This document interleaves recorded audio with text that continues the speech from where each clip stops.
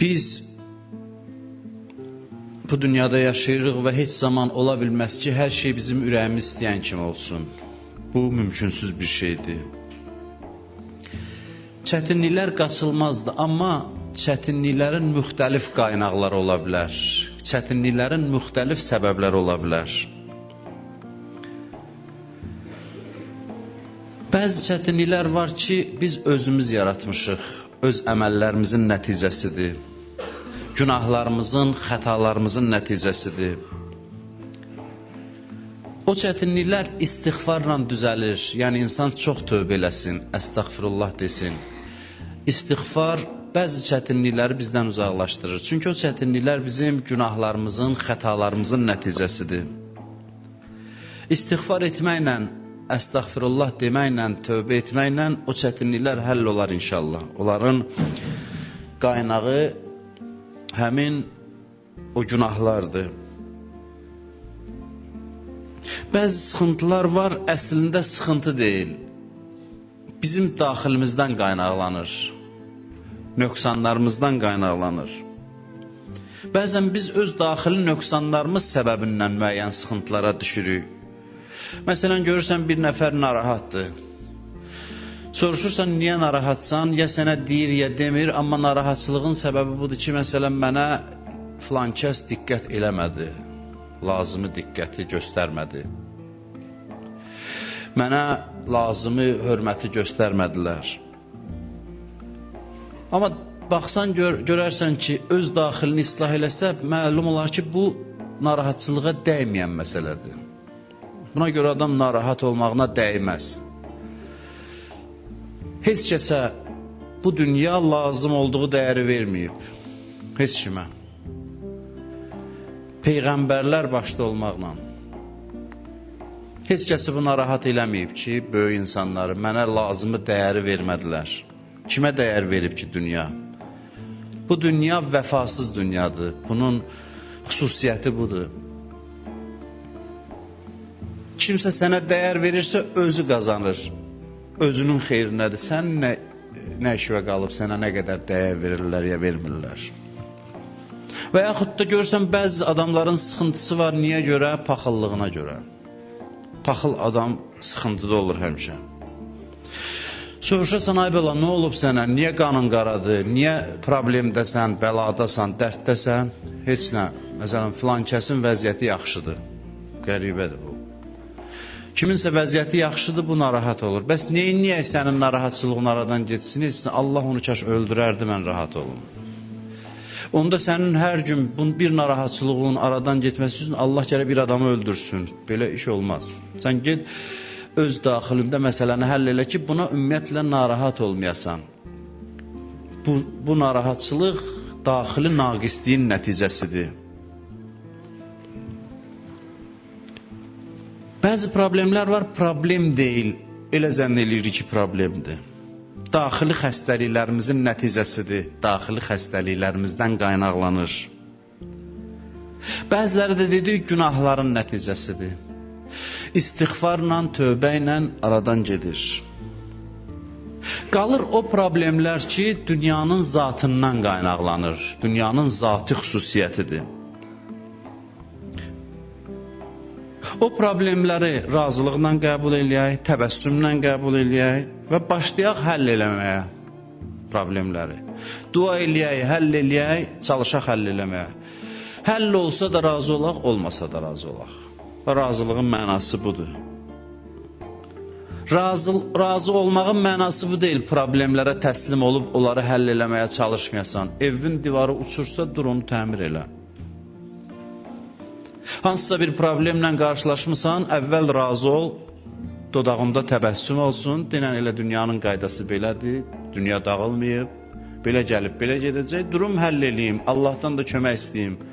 İki nəticə olacaq, ya problem həll olacaq, razısan, ya olmayacaq, yenə də razı qal. Razılıq budur. Bunu da mən qeyd edeyim ki, bəzi çətinliklər var ki, onlardan biz razı olmamalıyıq, çünki Allah da razı deyil. Onlardan razı olmamalıyıq. Məsələn, düşmənlərin yaratdığı problemlər. Bəzi din düşmənləri müsəlmanlara zülm eləyir. torpaqlarını işğal edir, məzhəb davaları salır. Bunun nəticəsində səfalət, yoxsulluq, əmniyyətsizlik nəticələridir hamısı. Buna razı olmağımız düz deyil. Deyək, məsələn, mən razıyam Allahın qədərinə, torpağımız işğal olunub, buna razıyam. Buna razı olmaq, Allah da razı deyil. Torpaq işğal olunubsa, çalışıb onu azad eləmək lazımdır. İşğaldan azad eləmək lazımdır. Buna razı olmamalıdır. Şəxsi həyatda da belədir. Biri gəlir sənin izzəti əlindən alır, qorumalısan izzəti. Deməməlisən ki, razıyam buna. Bunda Allahın rızayəti yoxdur. Bəzi sıxıntılar var ki, onlar nə dua ilə, nə çalışmaqla həll olunmur. Bu mənim, belə deyək, qismətimdir artıq. Bundan barışmalıyam, razılıqla qəbul eləməliyəm.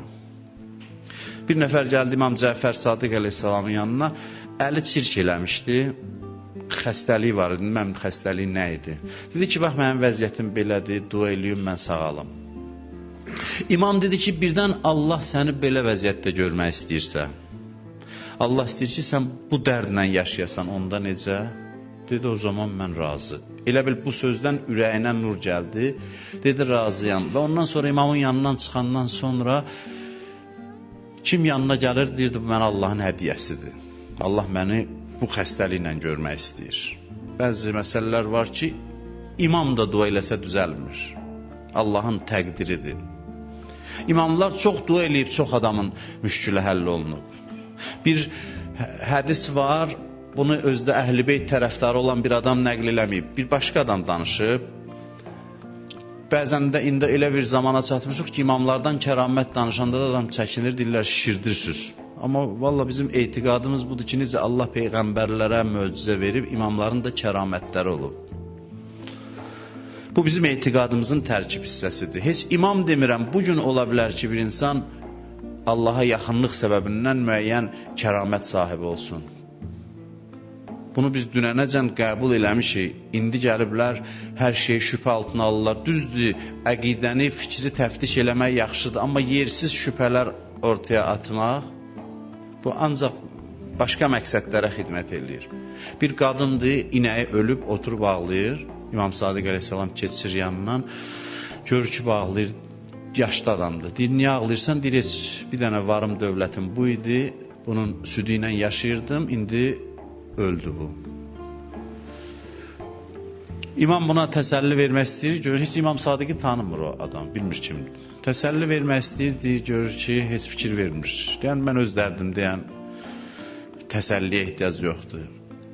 İmam deyir ki, birdən bu İnək dirilsə, ondan narahat olmayacaqsan ki. Deyir ki, sən deyəsən, mən ələ salmısan, qoy mən dərdimi çəkim, yolu get, İmam Sadiq əleyhissalama deyir.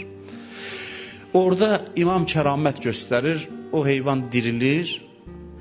O adam da ki, Əhl-i Beytin məktəbini qəbul eləməyən bir insandır bunu danışan, tarixdə da adı var. Deyir, gördüm ki, imam tez girdi cəmaatın arasında etdi, bu qadın özünə gəldi ki, bu kim idi, belə bir işi gördü. İmam itdi, çıxdı, getdi. Bəzən bax, belə olmayan işlər imamların duası ilə olur. Bəzən bir xəstəlikdir, Allahın təqdiridir. İmam Sadiq əleyhissalam buyurur ki, razısanmı ki, Allah səni belə görsün? Allahın iradəsi budur. Bu, həyatın qaydalarıdır. Bəzən biz nə qədər dua eləyək, nə qədər çalışaq, xeyri yoxdur, alınmayacaq. Bəzi yerlər var, dedik, istiğfarla, tövbə ilə düzələcək. Bəzi problemlər var, xasiyyətimizi dəyişsək, problem olmayacaq bizim üçün artıq. Dünən ona görə narahat idik, bugün artıq narahat deyilik. Çünki özümüz dəyişmişik. Və bəzilərdə var, mütləq qalacaq. Bu xislətin adına razılıq deyilir. O problemlərin qarşısında razı olmaq. Problemləri təbəssümlə qarşılamaq, xoşluqla qarşılamaq. Bu xislətin, xüsusiyyətin adına razılıq deyilir. Bu razılığın nə qədər dəyəri var, nə qədər qiymətlidir bu.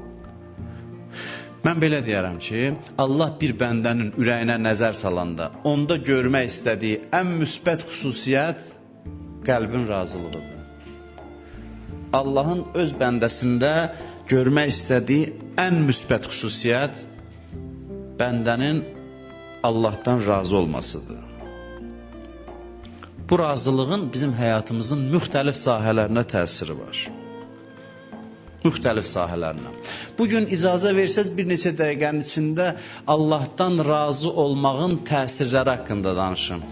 Dünya və axirət həyatımıza Allahdan razı olmağın təsirləri, müsbət təsirləri. Həm dünyamıza, həm axirətimizə.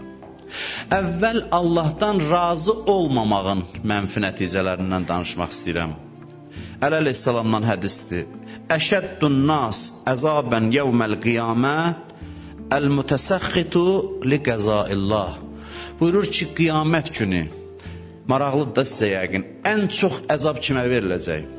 Əli əleyhissalam buyurur ki, qiyamətdə ən çox əzaba düçar olan adam Allahın qəzasına razı olmayanlardır. Şərab içən yox, qumar oynayan yox, yalan danışan yox. Ən böyük əzaba qiyamətdə düçar olan insan Allahın qəzasına razı olmayan insandır. Niyə görə görəsən? Səbəb nədir ki, ən böyük əzaba bu düçar olur? Ona görə ki, bu Allahı ittiham eləyir əslində. Bu Allahı ittiham eləyir. Nədə? Nədə ittiham eləyir? Birinci ittiham, Allah məni sevmir. Bu Allah üçün çox pis ittihamdır. Allah ki, səni yaratmasının yeganə səbəbi səni sevməsidir. Allahın yaratmasının yeganə səbəbi bizi sevməsidir. Yaradılışın səbəbi budur. Allahın saysız, hesabsız neymətlər yetirməsinin yeganə səbəbi bizi sevməsidir. Həmin Allahı səni sevməməkdə ittiham edirsən, ya birbaşa, ya da dolayısıyla düşüncəndə ki, niyə belə eləyir mənə qarşı? Bu niyənin içində ittiham var. Niyə mənim başıma gəlməlidir? Niyə bu belə oldu? Bir var səbəb axtarasan, görəsən niyə, neynəmişəm. Bir də var niyənin içində etiraz olsun. Bu etiraz Allahı ittiham eləməkdir. İkinci ittiham budur ki, insan Allahı onu görməməkdə ittiham eləyir. Hərdən dilinə də gətirirlər. İlahi, sən görmürsən, mənim başıma bu işlər gəlir. Görməməkdə ittiham eləmək. Allah Quranda nə qədər deyir, mən hər şeyə şahidəm. Sizcə bunu niyə deyir? Ki, bizə təsəlli versin. Ki, mənim gözümün qabağındadır. Allah Peyğəmbərinə hətta təsəlli verəndə deyir, mənim rəsulum, narahat olma, mən səni görürəm. Hər şey mənim gözümün qabağındadır. Avam adam olsa deyər ki, səni görməyin nə faydası var? Problemi həll elə. Görürsən, görürsən. Amma mərifət sahibi olan insana kifayətdir ki, Allah desin ki, mən səni görürəm. Allah görür. Bizim bir dayağımız olsa həyatda, arxamız, başımıza bir iş gələndə deyir, kaş o bilərdi. Bilsə kifayətdir. Allahın da bilməsi mərifət sahibi üçün kifayətdir. Allah görür. Allah vurğulayır bunu ki, mən sizi görürəm. Görürsə, sevirsə, həll eləmirsə, deməli hikmət var. Sadədir də, sevir məni və görür, xəbərdardır, problemdə qalıb həll olmur. Deməli hikmət var burada.